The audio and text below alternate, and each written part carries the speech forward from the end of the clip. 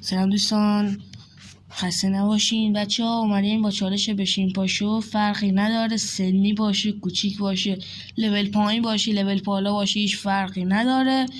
میایم داخل چالش هم شرکت کنیم.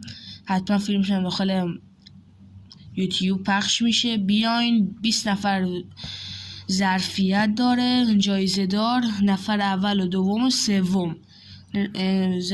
بعد 20 نفر کامل شد دیگه هم کدم بالا میگم. بعدم میایم جنبه هم هیچکی نباید داشته باشه. فارم دیگه نمیگم، فارم پیاده میشیم جایی که من میگم. اگه دیدم اسلحه برداشتین هیچی، وایس میدم.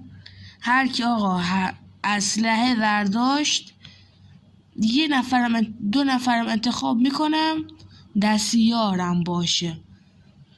داخل بتل رویالم میگم کسی میخواد بیاد، کسی جنبه نداره میخواد گان بگیره نیاد بتل رویال، نیاد چالش میخوان گان بگیرن نیاد. بیاین زود بیاین، همین الان کد روم بزن. نبودم بودم هم بزن دیگه. منتظر حضورتون هستیم. خداحافظ.